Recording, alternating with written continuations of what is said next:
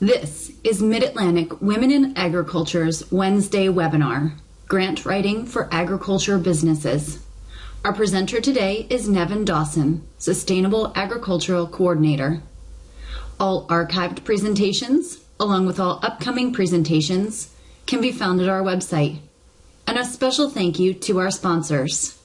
This session is pre-recorded, but Nevin has provided his email address for any follow-up questions. Thank you so much for listening. Okay, so I'm going to start out by going over some basics of grant writing and just how you kind of think through that process. And then I'm going to talk about some specific grant programs that are some of the most appropriate for farmers to apply to, and also some resources towards the end. Okay, so everyone knows the acronym TANSTAFL, right? No, but I just thought it was funny. So the concept here is there ain't no such thing as a free lunch. So I get a lot of requests from folks who have an idea for a project, and their question boils down to, how can I get free money to do this thing that I want to do? And unfortunately, there are very few sources of really free money. So if we are looking at the analogy of a free lunch at a restaurant, you at least have to wash the dishes. So by that I mean, when you're done with your project or you're done eating, you do have to, at the very minimum, do a detailed report back to your funder. And in some cases, that's the only payment they're looking for. They want to take the work you've done and the results that you've developed and share those with the public, and that's why they've invested that money in your project. So that's kind of the best case scenario. Sometimes you might have to buy half of that sandwich. So a lot of grant programs require cost share, meaning that they will give you a certain percentage of the total cost of the project, but expect you to contribute the other, the remainder of that cost. And it varies a lot by program, whether that has to be more of a cash investment. Sometimes in the value-added producer grant, that investment can actually be the value of the produce that you may already be growing on your farm. So some programs are much more flexible than others. And to carry the analogy probably a little too far, most restaurants want the food back after a while. And that's just referring to the fact that it's much easier to get a loan to do a lot of projects that people ask me about than it is to get free money. Now, of course, the biggest drawback of the loan, you got to pay it back. But there are many programs out there designed just for the agricultural community that have very low interest rates and help farmers get funding for projects that they might not be able to get through a standard lender. There is some good news. There are programs out there to help, and I'll be going over a few of the ones that are most likely to apply. Low interest loans, again, are abundant. There's a lot of good advice out there that's often free, both through extension, and there are some other programs out there that can help you work through a business plan and help you come up with the kind of groundwork you need to show a grant program that you have what it takes to deserve the funding and complete a project. There are a limited number of grant programs out there. Generally, they're looking for innovation and a history of success on your farm before they're willing to actually make a grant. And outside that smaller group of grant programs that farmers can apply to, there's a larger group of grant programs available to universities and corporations, that sort of thing, that require that there are farmer partners involved in the grant. So the farmer can't actually submit the application and get the big chunk of money and manage that, but they may be able to sign on as a partner and receive some funding for their time spent on the project in that capacity. So it's good to have close relationships with your extension, your local extension faculty and staff so that when they're thinking about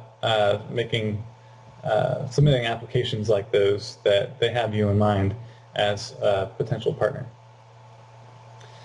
So when you're kind of developing the idea for a project that you think might be fundable through a grant program, there's a few things that you want to ask yourself.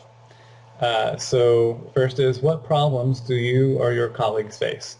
Generally, grant programs want to see projects that are solving a problem that doesn't yet have a solution. So if you can identify those to start with, then you're taking that first step down the road of potentially creating a solution. So can you come up with a creative solution that needs further testing and may address that problem? And then how many people or acres and or dollars might it have an effect on? So this is going to the next point, is there good bang for the buck? So you don't want to submit $1 million proposal that's only going to affect a very small group of people that have a very small impact on the economy. So if you are submitting something that affects all feed corn growers in the United States, then yeah, that has the potential for a huge impact, and it's more likely to be funded. On the other hand, if you are working with a very small group of people, a project that would only apply to a very small group of people, but that's only for a very small amount of money, like $5,000, then that might be okay. So again, it's that bang for the buck ratio. If you have a lot of bang, then you have the leverage to request more money. If it's only going to be a relatively small impact, then you want to make sure your request is on the low side. And different grant programs work within different levels of that kind of framework too. And you always go into a proposal making some assumptions about the way that the world works as we know it. So you want to make sure that there's sufficient literature, ideally published, scientific, peer-reviewed literature, to back up those assumptions so that those reviewers can see that you're not just basing your background and the foundation of your project on just anecdotes and what you've personally seen. You want to have more than that to back it up. You also want to make sure that your problem has not already been solved. No one wants to reinvent the wheel. No one wants to fund the project when the answer is already out there. Now sometimes someone may have provided an answer that only applies to a certain geographic region, and the region where you are is different enough in the climate, in the geography, and whether you're in the mountains and the other project was in the plains. That may be enough of a twist to make it fundable, even if a similar project has already been completed elsewhere.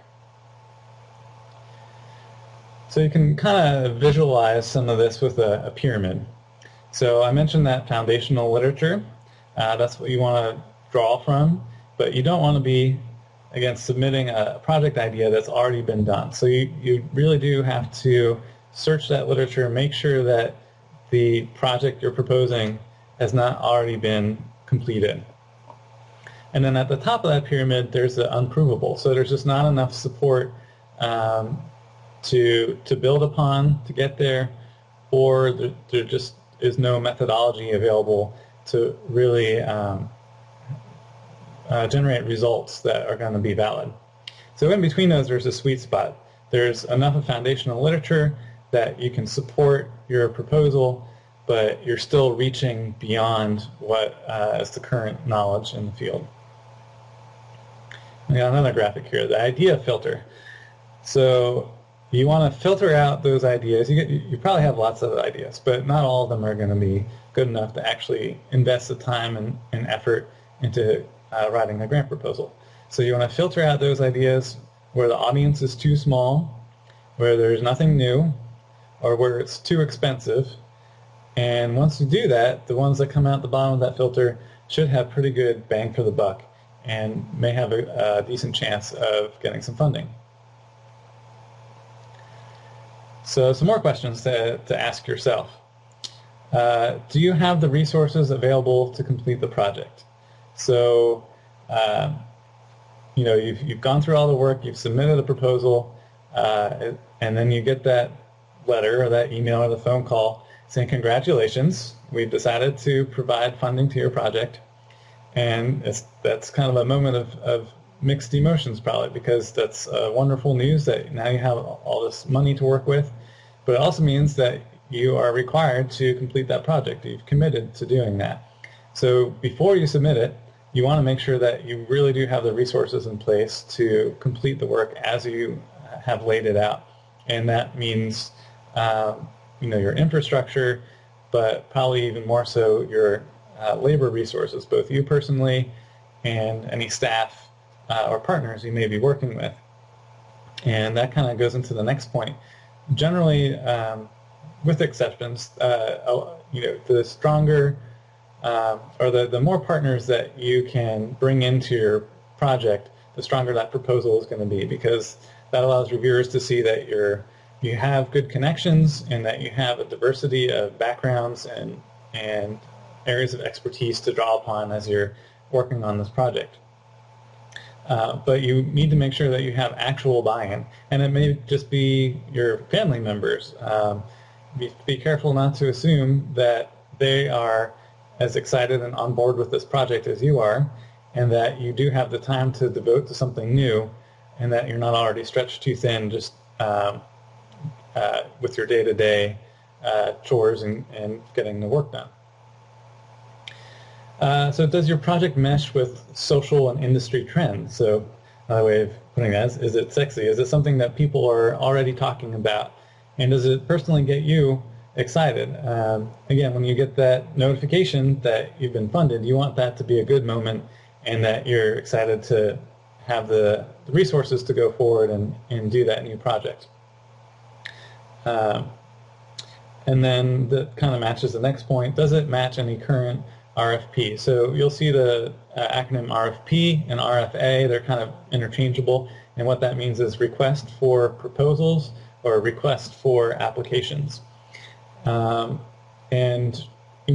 there are some programs that are pretty dependable. They come around about the same time every year. Many of the federal programs are like that. But even within those, and then even more so in some of the smaller ones, the flavor of those and what they're looking for can change from year to year. So the overall program may be about the same, but the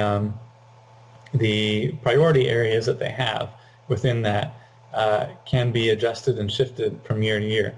So, if you're looking at something that is part of a trend and is likely to be one of those priority areas, all the better. And then it has to pass the so what test. When you've completed it, is anyone going to care? Is anyone going to be able to take those results and use them in their own operation, in their own business, in their own organization? And this graphic here of a drop of water in a pond is kind of the standard symbol of that. When your drop of water hits the pond of your particular niche of the industry, will it have a lot of ripples reaching out into other parts of that industry? Will it have an impact?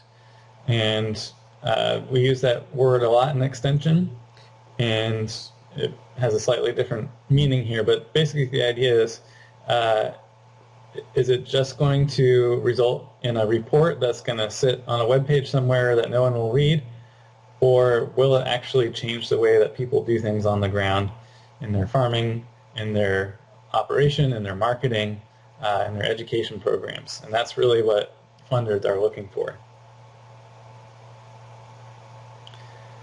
You do need to be somewhat flexible. So, you probably have a bunch of ideas kind of whirling around in your head, and you may be able to kind of mix and match those to certain grant programs, but it won't be funded if it doesn't match the goals for that program.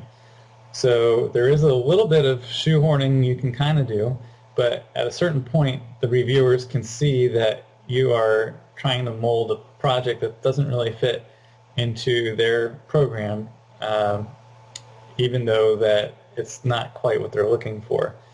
And those sorts of things are not very likely to get funded.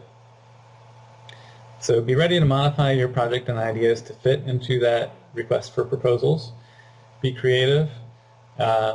It's good to think like a reviewer. So imagine if you were on the other end of that proposal and you had, let's say, 30 proposals to review as one reviewer, and you knew that you could only fund 10 of those. What's going to make your proposal stand out among those other 29? And it's even better experience to actually serve as a reviewer, especially if there's a program you want to apply to. Maybe you're not ready to do that this year. A lot of these programs are always looking for reviewers to serve, and a lot of times they need representatives from the farming community. So it's not just all academics that are sitting on those panels. And sometimes it's just a matter of contacting the program director and letting them know you're interested, and you get really a behind-the-scenes view of how it works and what makes a proposal stand out and what makes it fundable compared to other proposals. And ask for advice. So I'm available to give some advice. Your local county extension agent is also available, and there are other resources out there as well.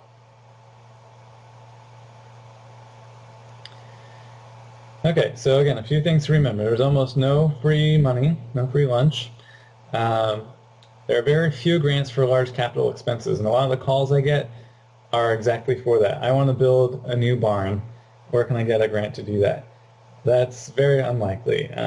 Grant programs generally assume that if you're a private operation, for-profit operation, doing the business of farming, because it's, I guess, a capitalist society, you're expected to be able to generate the resources you need to do that.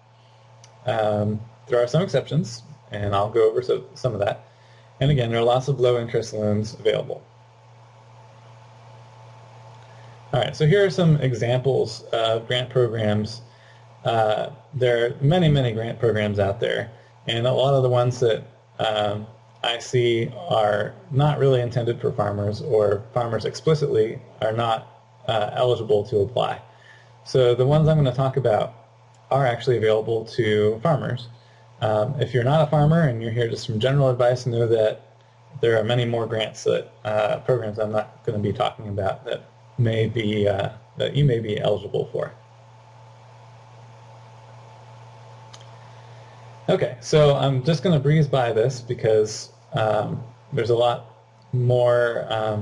We're going to provide the opportunity to go more in depth later on. But USDA Sustainable Agriculture and Education Program.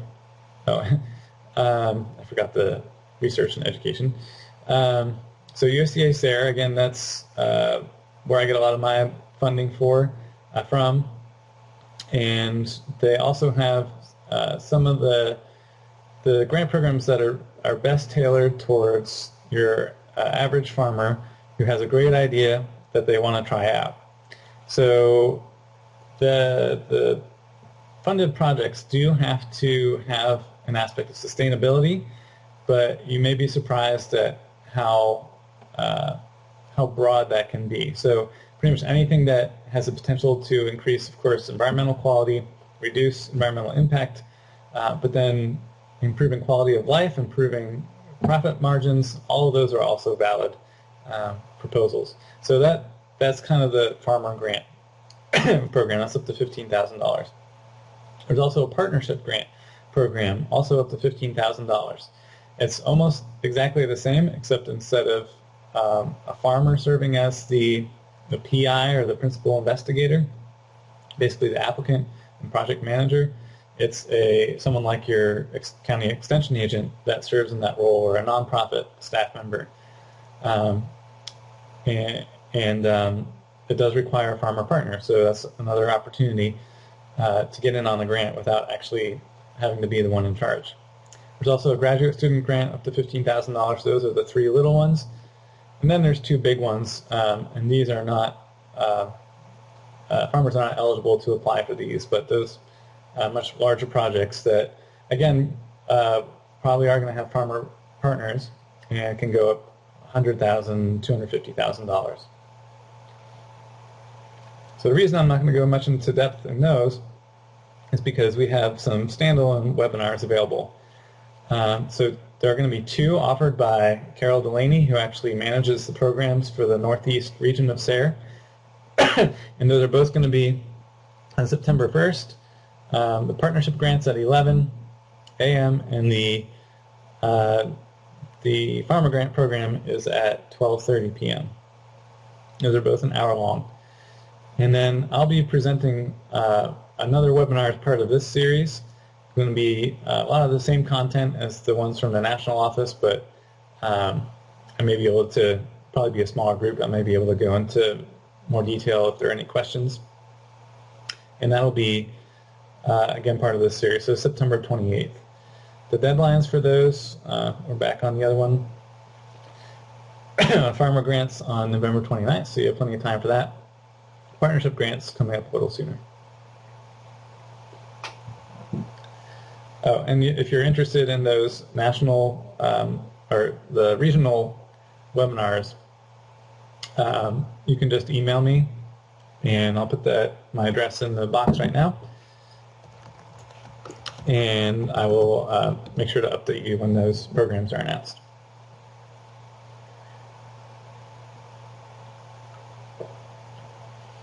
Oops.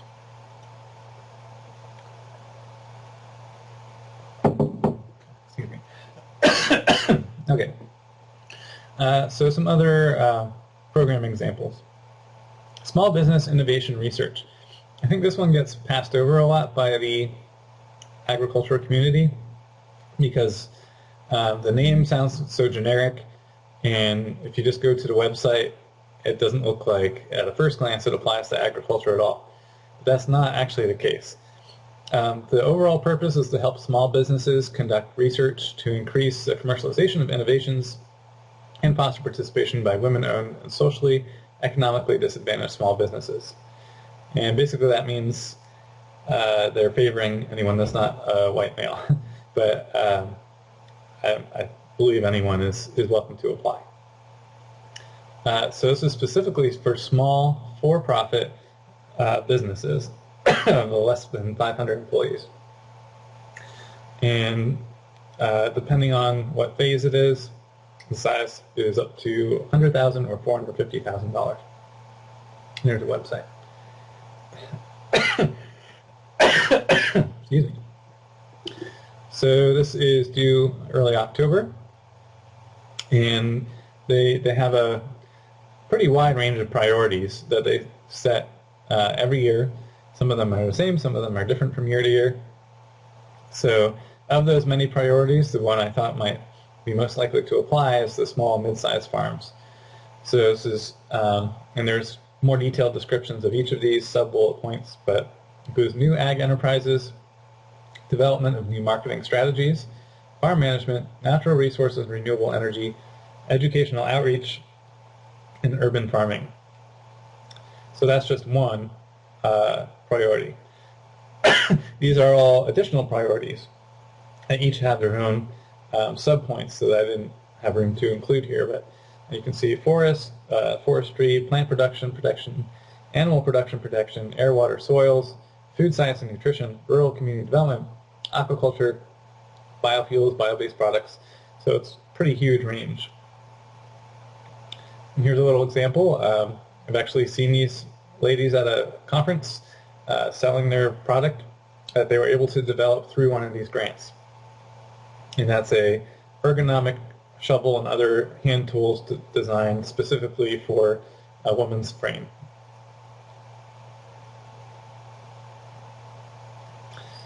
Another program, and these are almost all the programs I'll be talking about are federal programs. So this is Farmers Market and Local Food Promotion Program, FMPP or LFPP. So this one was due in May, but it will almost definitely come around again next year. This goes up to $500,000, or it may be less depending on which part of the program you're applying for. Helps communities support local farm systems through direct marketing, different types of direct marketing.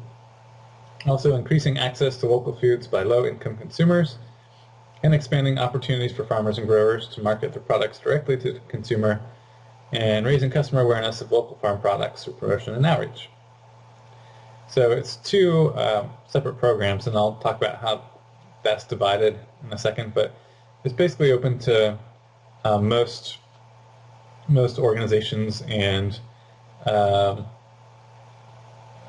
types of groups.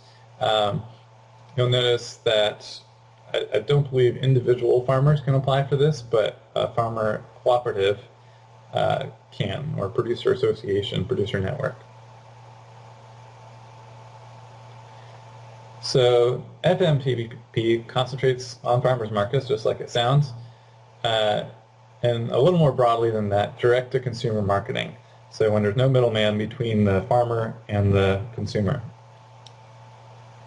And that could be different marketing strategies, testing and doing extension and outreach with those, developing different marketing products, that sort of thing. LFPP is slightly different than that. It specifically deals with the middleman between the farmer and the consumer. So non-direct to consumer supply chain activity. And the typical thing, type of project that would apply for this is a food hub project. So anything that moves, promotes product from the origin to the distributor, and from the distributor to retail outlets, providing outreach, training, technical assistance, planning local regional food businesses. Now, one thing that is explicitly prohibited in both of these programs is actual production techniques and assistance. So it's everything after that. So just some examples of what farmers market promotion program grants are available to do. You get bonus points for reaching out to limited income groups, implementing SNAP and EBT technology at direct market outlets, raising customer awareness of local foods and its benefits, educating farmers and growers in marketing business planning, increasing market awareness, and you can actually purchase some infrastructure when it's for a farmers market type of operation. So a lot of projects do purchase walk-in fridges, or there's certain limitations, but other equipment to improve the infrastructure of a market. So here's an example in Pittsburgh, Penn's Corner, $45,000 in infrastructure upgrades, new refrigerated storage and trucks. And this market helped this alliance grow 12-fold in 5 years. So it now has over 700 CSA shareholders, 30 farmers, and serves 3 dozen restaurants. So pretty good example there. Okay, another program, Farm to School Grants program. So this will be due sometime in November. I didn't see an exact date on this one. So there, again, this one has different kind of subsets, different sub-programs within it. So depending on which of those you're looking at, planning, implementation, training, or support services, the max may be anywhere from $20,000 to $100,000. This one does require matching funds of 25%, meaning that you'd have to provide a quarter of the total cost of the project. Again, sometimes that could be just providing the time of staff that's already on salary equal to 25% of the total project cost. So the big idea is to help schools source more foods locally, and then provide the education programs that goes along with that. So emphasizing importance of healthy food, local food, importance of farming and what goes into that, and then of course nutrition as a balanced diet. So who can apply for that? Eligible schools, state and local agencies, some others, but then you can see agricultural producers or groups of ag producers and nonprofits. So pretty broad spectrum there. So some possibilities there: applicants for planning programs to bring local or regionally produced foods into school cafeterias. hands-on learning activities, school gardening, farm visits, culinary classes, and working in food-related education into the regular standards-based classroom curriculum. So it's not just a one-time thing. It's something that teachers can teach every year and get credit for that without having to find extra time to squeeze it in among all their other requirements. So there's some examples here. Something from Alabama. So they're creating a network of farmers who are capable of providing large quantities of locally produced fruits and vegetables to interested schools. So it's going to include gap training for farmers and outreach and promotion to the ag community, as well as all the other components of that system.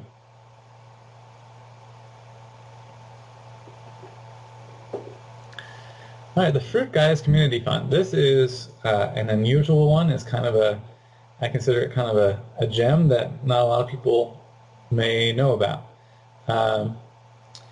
It was due in February, but it's pretty reliable and offered every year. It's only up to $5,000, but the great part is that it has very few strings attached. And this is one of the exceptions to the rule that most grant programs are going to need to see a really big community impact and aren't going to fund just the little improvements in a operation in terms of the infrastructure it has to work with and improving kind of the way things work day to day. So this is the exception, and that will fund some of that. So small grants to small farms and ag nonprofits for sustainability projects have large impacts on the environment, local food systems, and farm diversity. So these are preferences. You don't have to meet all of these. Farm is located within 250 miles of a few big cities, including Philadelphia. So I've drawn the map, and that does include all of Maryland. Most of Pennsylvania, New Jersey, Delaware, Virginia, West Virginia are all in there as well, at least pieces of them. So that's a plus for probably most of you on the webinar today. And then here are some of their priority areas. Water conservation, pollination, soil health, and energy efficiency. And they also like to see applicants that are involved in some efforts to increase low-income consumers' access to food.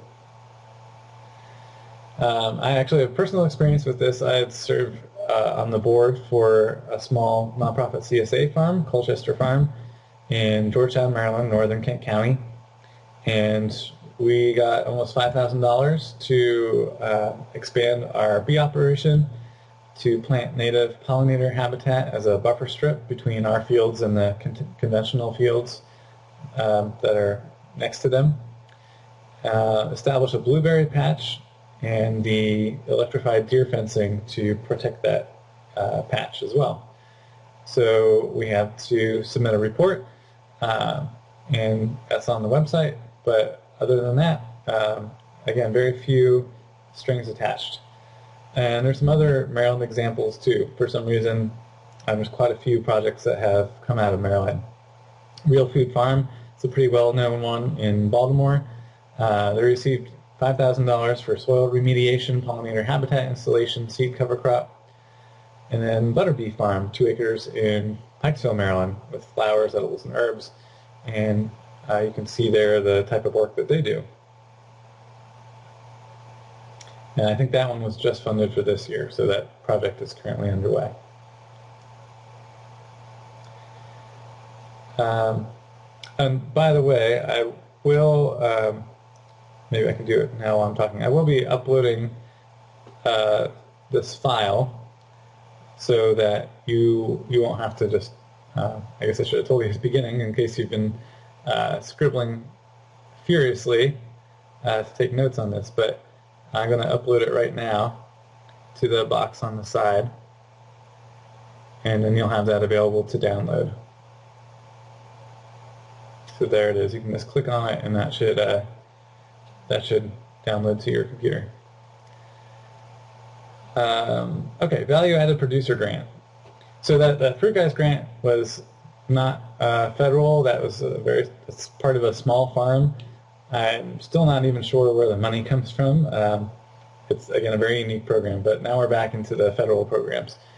So, value-added producer grant. Deadline was June 24th, but again, it's pretty reliable, comes around every year. There's a smaller program for planning grants, and then a much larger one for working capital. That does require matching, but this is one of the ones where you can actually include the value of the produce that you're processing as part of that matching. So it's pretty flexible in how you calculate that. And there's also, I'll talk about Marbidco a little later, which is a Maryland group, and they may be able to help with some of that matching requirement as well.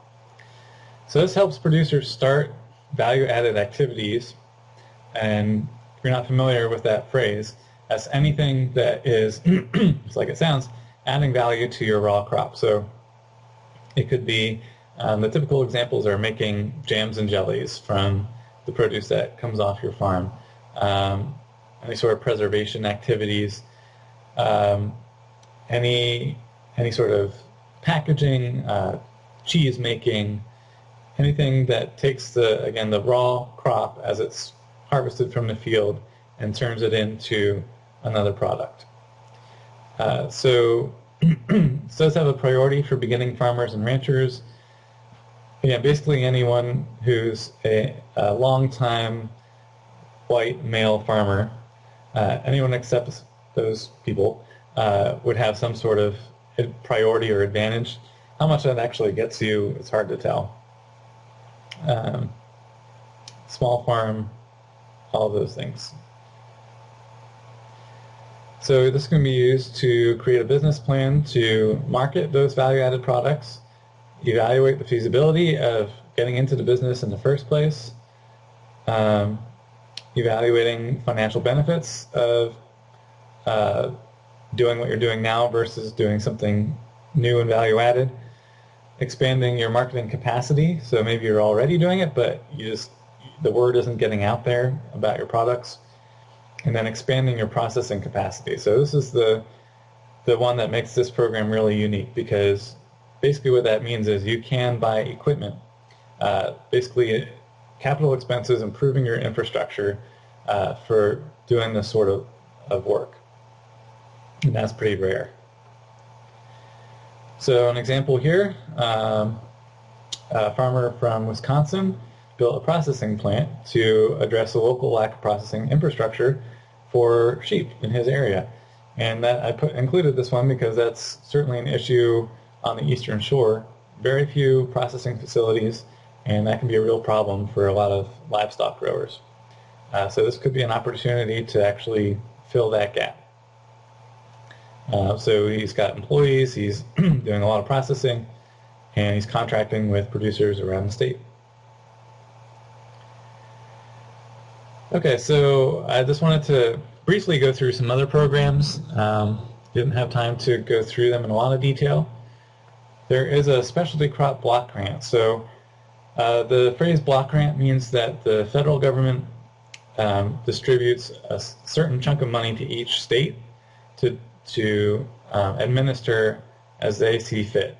And specialty crop, it's another one of those funny phrases that sounds like it must mean some rare African grain, but really in this case it means almost anything except corn and soybeans and wheat. So any sort of vegetable, any sort of fruit, and any of the other crops that you would normally think of as specialties would fit into this program. And this is another one where it can help you do some neat stuff. The biggest caveat is that you do need support from like a producer association, a producer group. So I think it's rare for individual farmers to get funded. You really need the support of a larger organization. Marbidco, I mentioned earlier. I'll see if I can remember what it stands for. I believe it's Maryland Agriculture and Resource-Based Industry Development Corporation. I think I got that right. So it's been around for pretty good while now. Steve McHenry is the leader of that, and he does a great job. Most of their programs, again, are on the lending side, but they do have a couple grant programs, and that's what I've listed here. So they have one for urban ag commercial lending, and it's an incentive grant, so it's basically giving you cash that is not a loan, it's just cash, to help you apply for and get the commercial loan you need to start an urban ag project. They also have a Maryland version of the Value Added Producer Grant, and they have two. One is to help you, as I mentioned before, meet the cost share requirement for that federal program. This one's actually different. This is a standalone project, and it's just to help you build your capital assets to ramp up or begin value-added operations within your farm. So another one of those rare ones that can go towards capital expenses and infrastructure, but they have to be specific for the value-added project. Okay, so that's kind of the end of the specific projects. I'm going to share my screen with you and take you to the web page that I manage, and the centerpiece of that is so I'm going to share my screen, make sure I do that correctly, but the centerpiece of that is a kind of rolling ag-related grant directory.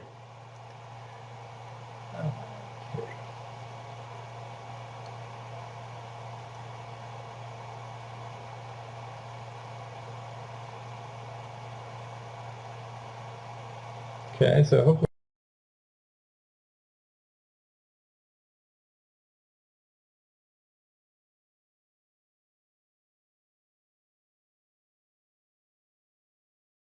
that has come up for folks. Just looking at my other monitor here. Yeah, so that looks about right. So there's a few different tabs here and with some various information, but really again the centerpiece is this ag-related grant programs page. And as it says, this is a list of grant programs that I update every so often, and these are on this page. Everything listed here is open or was recently open if the deadlines pass, and sometimes before I update it. I'm always happy to hear about new programs that are not listed, so I put my email address there.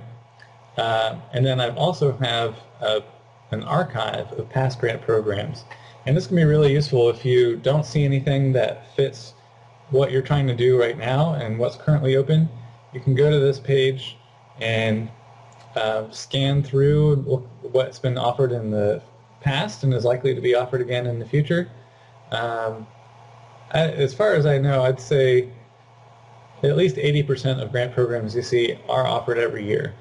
Some of the smaller ones kind of ebb and flow a bit, but most programs, if you see it was offered and the deadline has passed, you can not necessarily mark your calendar because the deadlines can fluctuate a lot, especially with federal programs, but you can probably count on that coming back next year.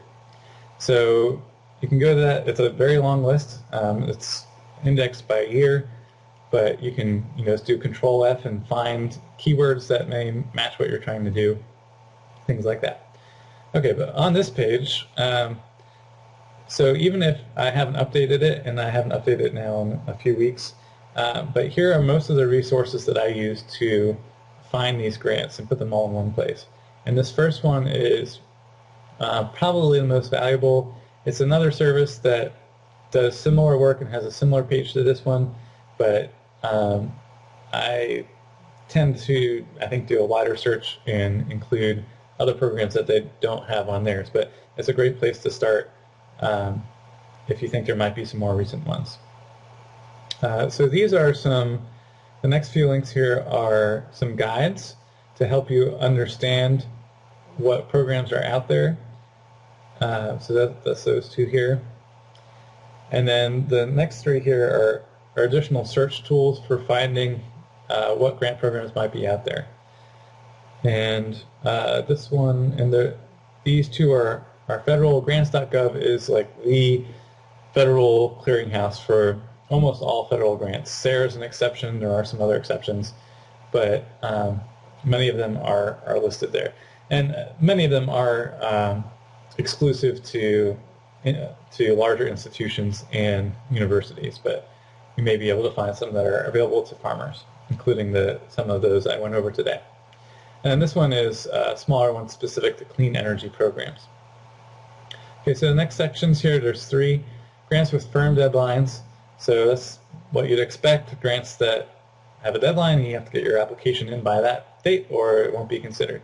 There are also a good number of grants that will always accept applications, or they may have 2 or even 4 deadlines throughout the year. So there's kind of always a cycle happening, and you don't have to wait.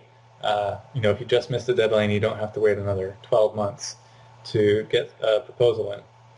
And then grants coming soon. There's usually not too many there. So these are in chronological order by deadline, starting from most recent deadline to farthest away deadline, and you can see there's still some here from July 14th. And then LOI, so lots of acronyms today, but LOI is letter of interest or letter of intent, and sometimes you'll see pre-proposal, and sometimes those are required and sometimes they're not, but often that deadline is always earlier than the full deadline.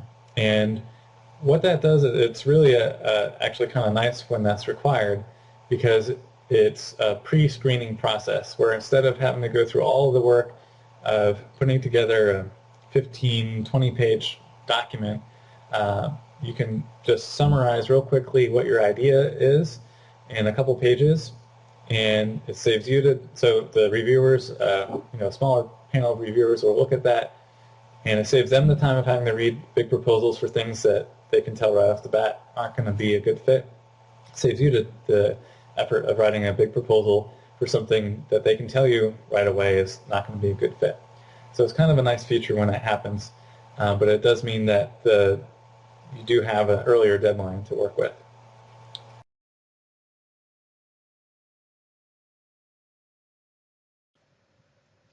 Thank you for watching our archived presentation of our Wednesday webinar.